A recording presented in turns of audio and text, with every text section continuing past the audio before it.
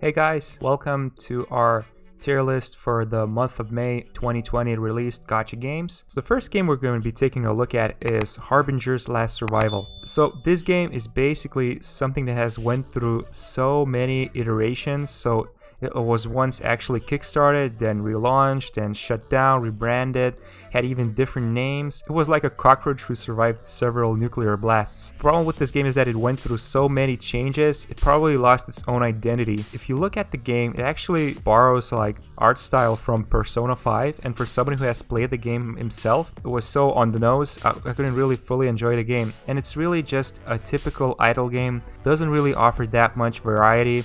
There are definitely better idle games out there, and even for this month, it didn't really land that well. So unfortunately, I would have to say this game would go to the E rating. I wasn't really a big fan of it. And the problem is obviously that the market is very saturated right now with idle games.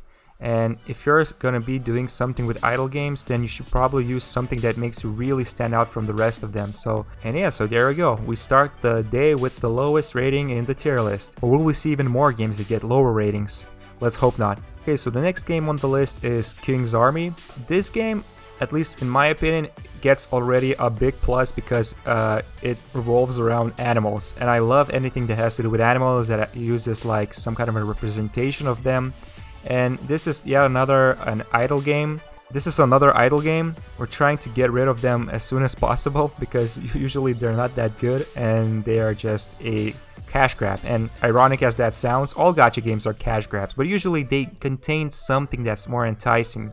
And this game is a little better than Harbingers for the most part because it contains animals. These animals, what's so special about them is that you can actually change their classes without any penalties. So if you have a panda or you have a crocodile, make it a tank panda, a healer panda, a magic user panda. There's basically no problems doing that. You don't lose any progress. You just instantly change their classes. So you can literally have many combinations without any time investment included. For the most part. Obviously, you will still need to invest time in other resources, but you can still use these heroes or animal heroes to your liking. King's Army, nothing that unusual about it. It doesn't really stand out. It doesn't really offer that much fun. One of the last negatives would be that it's about animals. It's still using that Clash of Clans art style, and usually it tries to appeal to a broad audience, which is not a problem, but along with that, you lose uniqueness. So even if you're using animals, they have this lack of uniqueness because it tries to appeal to like a wide market. And this is a very hard thing to do if you're trying to appeal to everyone, because then you appeal to no one. And yeah, so I will have to say that this is going to the D rating, sadly. Now the next game on the list is Gyee, I think it's called.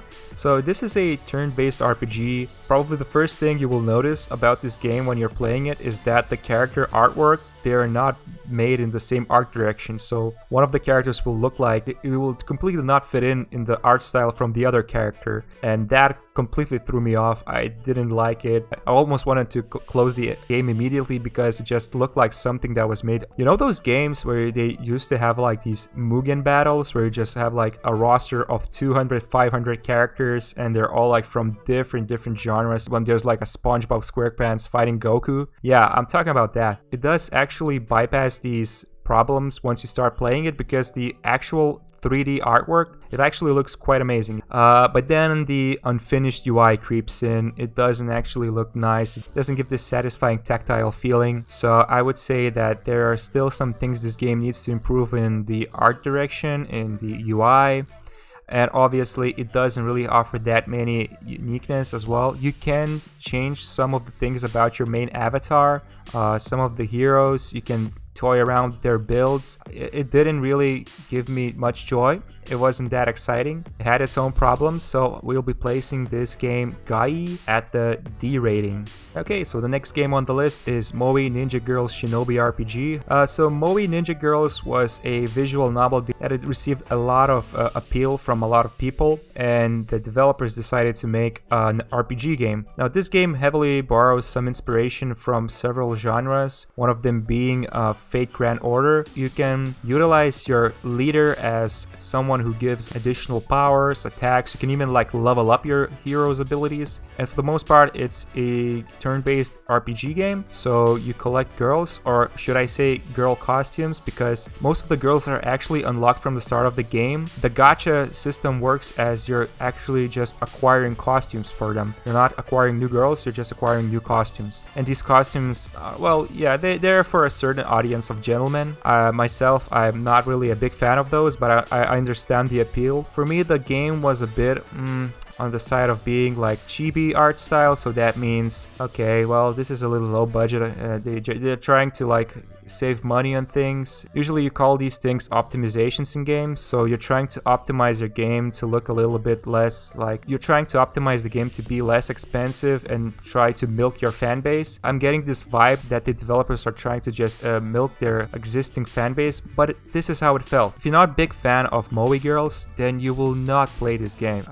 You will probably not play this game unless you enjoy the whole moe ninja girls visual saga. I didn't really understand what was happening with the game, and I couldn't care less, because I was just trying to see like if the game entices me, and the game is very basic. It has some fun parts like with the leader abilities, but it's not that great, but it still felt kind of like good amount of effort put in. I like the idea that you're not actually getting new heroes or new girls, I guess, but you're getting new costumes.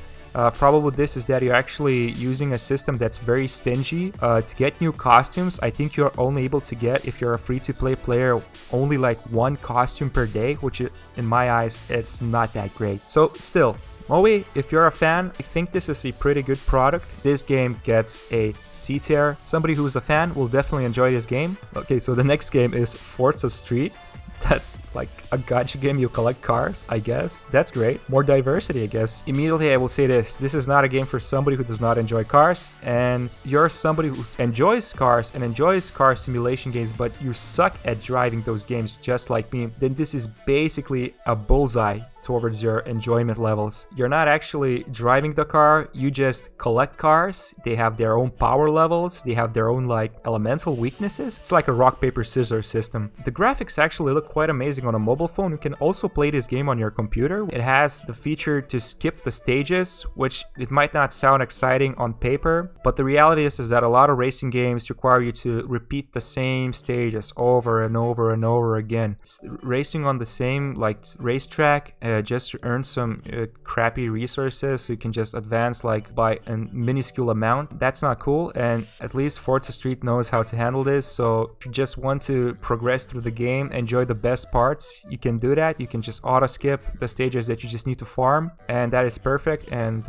besides that, I can't really add much, because myself, I usually just enjoy looking at cars. I literally don't have any like understanding how cars work or anything. If I see a pretty looking car, I'll just say, ooh, that's pretty, and that's it. That's all I can add. So this is a very, very, very niche game, but it appeals to like a very, very narrow audience, and I think anybody who like enjoys cars but doesn't like driving them, this is the perfect game for you. And this is why this game is also getting a C rating. At least it's trying to accomplish something. It has a goal. I think it has accomplished it, and people who enjoy these types of games will love Forza Street. Okay, so the next game on our list will be Royal Crown. So this is your typical battle royale game, but I've played a lot of battle royale games. This game actually is achieving something amazing here. So first of all, if I had to say this in a sentence, Royal Crown almost gets as close as possible to the actual Hunger Games, where the whole trend has started. Because first of all, you can forage stuff around, you can craft stuff, you can level up, you can, well, you know, you progress. You feel like every single time you drop down on a map, it's like a narrative. And this narrative like can be very different from each playthrough. When I used to play Fortnite, and don't judge me, but you know, it's still a game, I enjoyed it some time ago. When I played Fortnite, the biggest problem was that most of the time the narrative is quite simple. You drop down, you try to not get killed, grab some stuff, look for chests, and then eliminate enemies and hide in the bush. In here, it's a little bit different.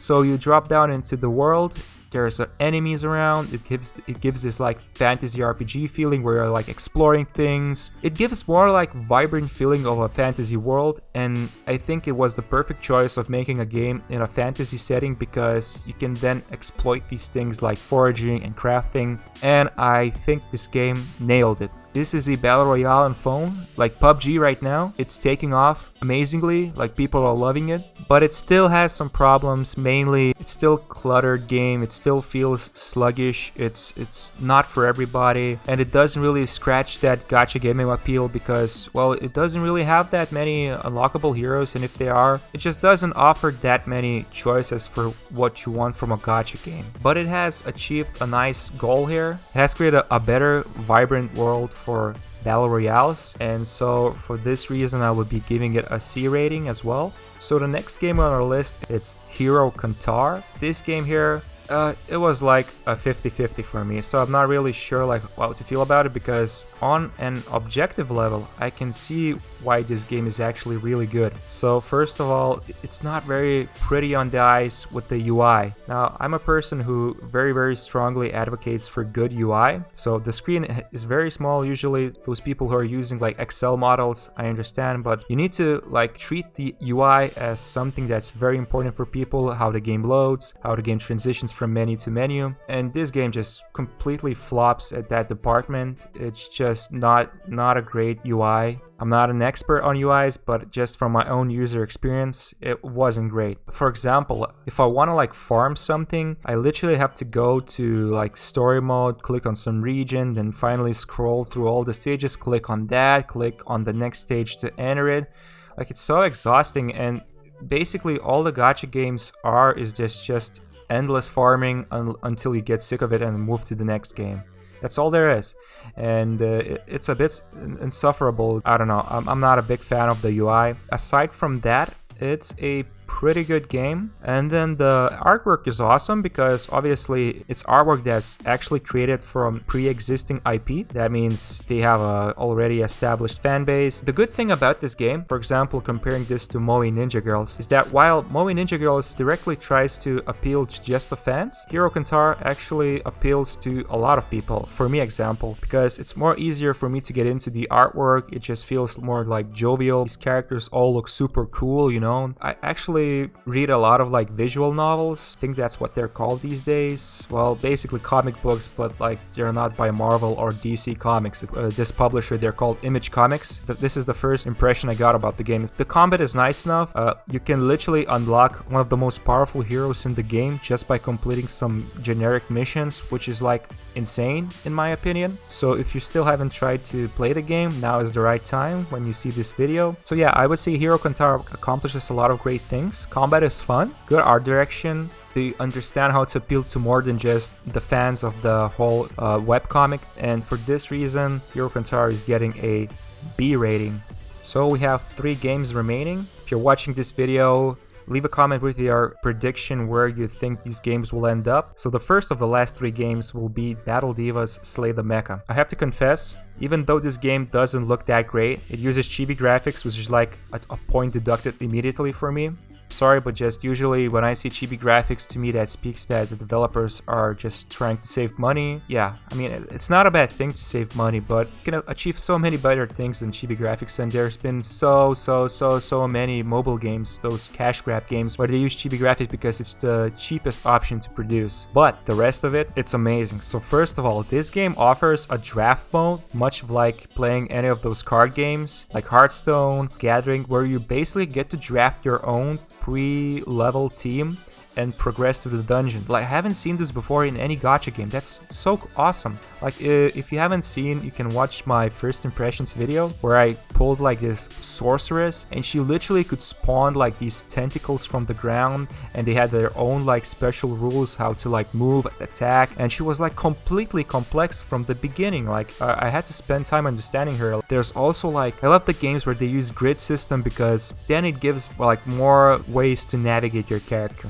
So yeah, and the other thing is each character the developer promotes this game doesn't have any gacha, even though they have loot boxes. So figure this one out. Each character can unlock a new version of themselves. So if you unlock any version of the character, you unlock the character by default, and each character can completely change their playstyle depending on the type of version you unlock. There was this one character that used to heal and then sometimes like attack, and then there's like a complete overhaul where she just heals and increases defense at the same time. Like she doesn't even attack anymore, she's just purely for support. But I think this game is basically for people who are more into the whole strategy element. Game that I would say is for somebody who just wants to like unwind. Well, you know, it's like a game where you sit down to play on a computer, like a Civilization type of game, so it has more complexity. But I'm just really surprised that this game has such a complexity to it. Like it has so much things going on around it, and obviously just because it's cheap, it shouldn't be rated that low. This game, in my book, is pretty amazing. It was probably one of the better releases during the month of May, and it will be going to the A rating. Now we're gonna be taking a look at your favorite game, KartRider Rush Plus, a children's game for racing race cars. It looks so childish. Well, let me tell you something. If you own a Nintendo Switch or ever like bother to look at the top grossing games on Nintendo Switch, you'll probably see that Mario Kart is actually dominating those charts. I've personally experienced this by inviting over friends, family. Anytime I show them Mario Kart, they literally never played any other game, and they would still say, I want to play this game together. So they will actually accept the invitation to play the game. With no any other game this is possible to do. So Mario Kart basically like made people want to try a game because you could just drive a little cute car around and throw some like bombs or like shells. That's like an insane appeal. And KartRider, if you didn't know, but Mario Kart actually released their own gacha game, and I will say this game is like 10 times better than Mario Kart. Mario Kart, when it got released, it was so bare bones, whereas KartRider Rush Plus has so many things going around about it. It has so much content. It's amazing. Like the gameplay is fun. You can play with anybody. It's a family-friendly game. You can play with anybody.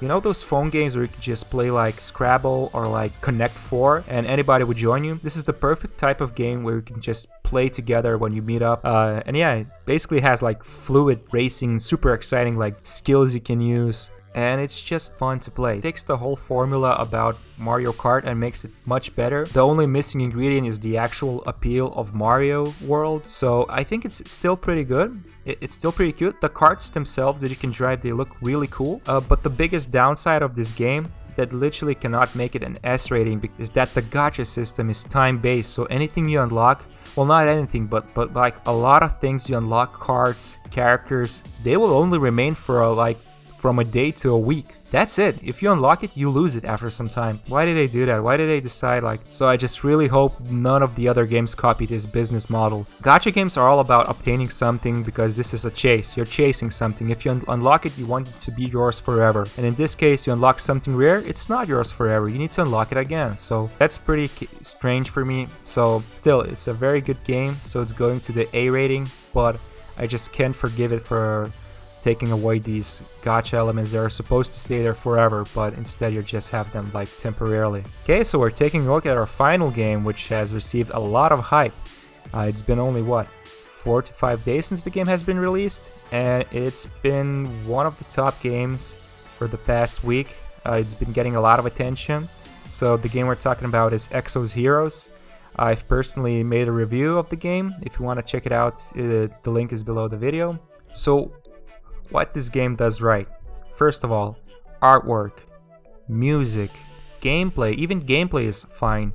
Those enemies you attack, you need to select their elemental weaknesses, but it's not that simple. So the elemental weakness is actually their guardian stone, and each character, even though they might look the same, they share different elemental stones. So they might belong to one element, but they actually have like some different guardian stones. So it's not that simple. It's not like your usual rock, paper, scissors system. And the cool thing about it is that once you attack them with the right character, you break them, and the next time you attack them, you inflict double the damage. Basically, it's puzzle solving combat. The missions, they require you to think a little. I wasn't able to put the game on auto battle like usually I do with a lot of games. It's been generous so far. Some of the complaints I've been hearing from people who are more seriously playing this than me is that the game does favor pay-to-win players more, but by that I mean there's usually like a healthy ecosystem. The whales, they have their own little playground. That's usually PvP, and that's it. But sometimes you can even climb until like one of the higher ratings. But here, as long as you're paying even like $50 to $100, you're getting a bigger edge than those who are just free to play, because the Fate Core system, which is basically a costume slash rarest hero possible. It has like these improvements that you can make, and if you're not paying for it, to obtain them, it's almost near impossible because the chance to get these costumes is like 1%, literally 1%, one of the worst gacha rates ever. I mean, there are other games that used to have like 0.1%, but that's not what we're talking about. But here, it's during the whole climate of gacha gaming right now, this is one of the probably worst gacha rates as of the moment, and that's why this game will definitely not be able to reach an S rating. It's going to the A rating.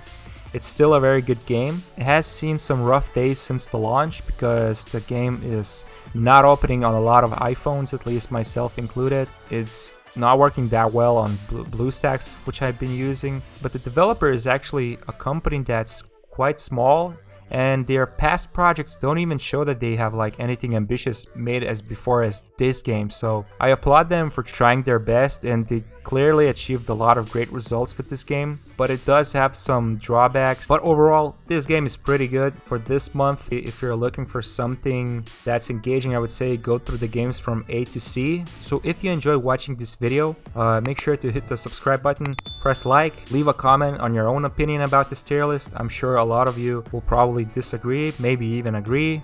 That's quite rare. These days, tier lists are basically just opinions on rows. Thanks for watching and take care.